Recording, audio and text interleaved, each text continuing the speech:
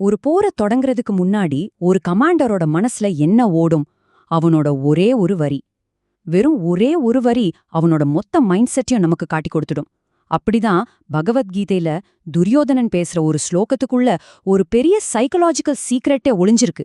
சரி வாங்க, இதுக்குள்ள என்ன இருக்குன்னு கொஞ்சம் ஆழமா போய் பாப்போம். இப்போ நாம இருக்கிற இடம் குருக்ஷேத்திர போர்க்களம். போர் ஆரம்பிக்க இன்னும் கொஞ்ச நேரம்தான் இருக்கு. ரெண்டு பக்கமும் பார்த்தா கடல் மாதிரி படைகள் குவிஞ்சு நிக்குது.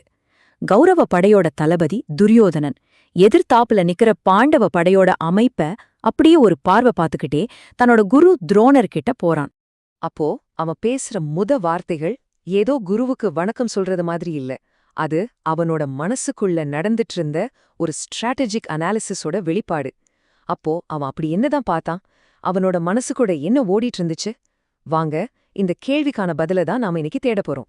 துரியோதனனோட மைண்ட் செட்டை புரிஞ்சுக்கிறதுக்கு அவன் சொன்ன ஒரே ஒரு ஸ்லோகத்தை நாம இப்போ டீகோட் பண்ண போறோம். இந்த ஸ்லோகத்தை கொஞ்சம் கவனிங்க. இதுல துரியோதனன் ஒரு 6 பேரோட பேரை சொல்றான்.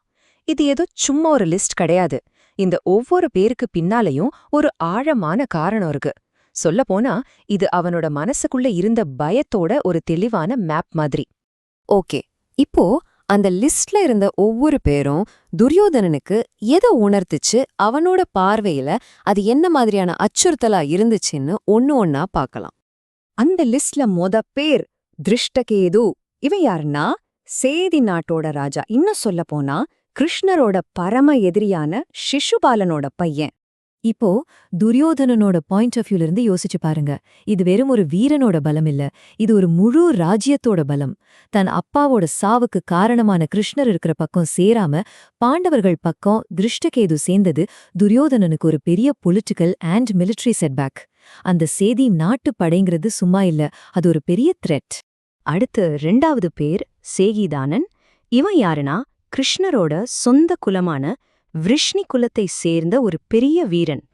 இங்கதான் ஒரு இன்ட்ரெஸ்டிங்கான சைக்கலாஜிக்கல் பாயிண்டே இருக்கு. துரியோதனன் இத ஒரு பர்சனல் துரோகமா பாக்குறான். ஏன்னா யாதவ குலத்துல பலராமர் நியூட்ரலா இருக்காரு, கிருஷ்ணர் சரி அவர் எதிரணியில தான் இருக்காரு. ஆனா அதே குலத்தை சேர்ந்த சேக்கிதானன் பாண்டவர்கள் பக்கம் நிக்கிறது கிருஷ்ணரோட செல்வாக்கு எந்த அளவுக்கு இருக்குன்னு, அவங்க குலத்துக்குள்ளேயே ஒரு பிளவருக்குன்னும் துரியோதனனுக்கு அப்பட்டமா காட்டுது. இது பாண்டவர்களுக்கு கிடைச்ச ஒரு குலபலம். சரி, 3வதா துரியோதனன் சொல்ற பேர் காசிராஜன். காசி தேசத்தோட பவர்ஃபுல்லான ராஜா. இங்க ஒரு முக்கியமான விஷயம் என்னன்னா, அந்த ஸ்லோகத்திலேயே அவனை வீரியவான்னு ஒரு பட்டப்பேரோட சொல்றான். அப்படின்னா மிகவும் சக்தி வாய்ந்தவன் அர்த்தம். யோசிச்சு பாருங்க, காசி மாதிரி ஒரு சென்ட்ரலான பவர்ஃபுல்லான ராஜ்யத்தோட முழு சப்போர்ட்டும் பாண்டவர்களுக்கு கிடைச்சது துரியோதனனுக்கு எவ்ளோ பெரிய அடியா இருந்திருக்கும். அடுத்த லிஸ்ட்ல வர்றது 2 பேர், புருஜீத் மற்றும் குந்திபோஜன். இவங்க 2 பேரும் யாருன்னு தெரியுமா? பாண்டவர்களோட அம்மா, குந்தியோட சகோதரர்கள். சிம்பிளா சொல்லணும்னா பாண்டவர்களோட தாய்மாமன்கள். இது வெறும் ஒரு பொலிட்டிக்கல் அலையன்ஸ் கிடையாது, இது பிளட் ரிலேஷன், ரத்த பந்தம். இதுதான் துரியோதனனால எதிர்கொள்ளவே முடியாத ஒரு பலம்னு அவன் நினைக்கிறான். ஏன்னா குடும்பத்தோட அந்த அசைக்க முடியாத இமோஷனல் மாரல் சப்போர்ட் பாண்டவர்களுக்கு இருக்குன்னு இது அப்பட்டமா காட்டுது. கடைசியா அந்த லிஸ்ட்ல 6வது பேரு சைப்பியன், சிபி தேசத்தோட ராஜா. இவனுக்கு ஒரு ஸ்பெஷல் டைட்டில் அந்த ஸ்லோகத்துல இருக்கு, நரபுங்கவன். அப்படின்னா மனிதர்களில் சிறந்தவன் அர்த்தம். இந்த டைட்டில் அவனோட புகழையும் நேர்மையையும் காட்டுது.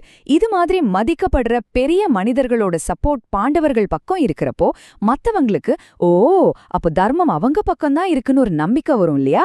இது ஒரு மாரல் த்ரெட். துரியோதனன் இத அப்படிதான் பாக்குறான். சரி, இப்போ இந்த 6 பேரையும் தனித்தனியா பார்த்துட்டோம். ஆனா துரியோதனன் இத தனித்தனியா பார்க்கல, அவன் இது ஒரு பெரிய படமா பாக்குறான். வாங்க, அந்த பெரிய சித்திரம் எப்படி இருக்குன்னு பார்க்கலாம். துரியோதனனோட கண்ணுக்கு தெரிஞ்சது 6 வீரர்கள் மட்டும் இல்ல. அவனுக்கு முன்னாடி தெரிஞ்சது அரசியல் பலம், குலபலம், தனிப்பட்ட வீரம், இரத்த பந்தம், அப்புறம் தார்மீக பலம்னு இந்த 5 விஷயத்தால கட்டப்பட்ட ஒரு அசைக்க முடியாத கோட்டை. சரி, இந்த உண்மையை உணர்ந்ததுக்கு அப்புறம் துரியோதனனுக்குள்ள என்ன நடந்திருக்கும், அதுதான் நம்மளோட கடைசி பகுதி.